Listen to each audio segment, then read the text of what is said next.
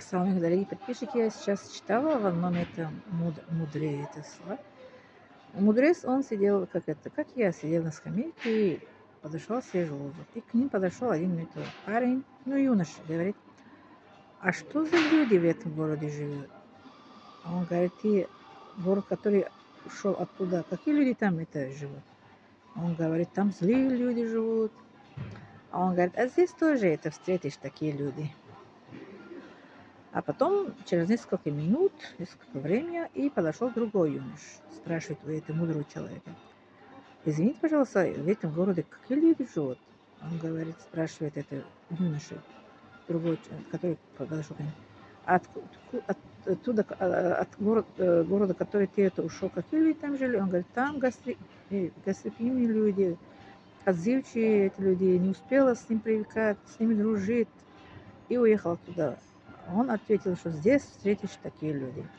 Каждый человек по себе как это думает, правильно?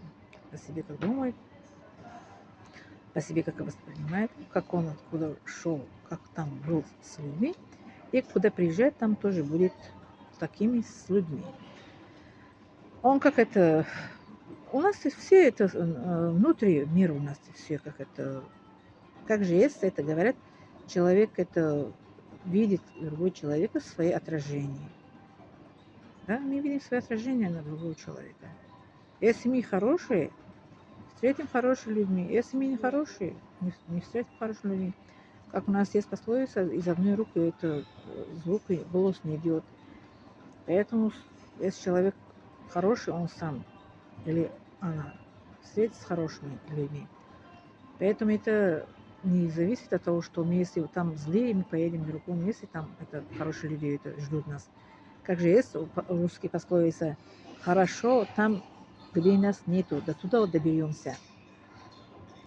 Вот такие мудрые слова я как это развиваюсь, читаю. Так что, дорогие мои подписчики, будьте счастливы, берегите себя, не болейте, пожалуйста. И не забываем ставить лайк, подписаться и поделиться. Вы самые лучшие мои подписчики в мире, что слушайте только полезные вещи в моем канале, в моем сайте, на моем сайте. Иншаллах.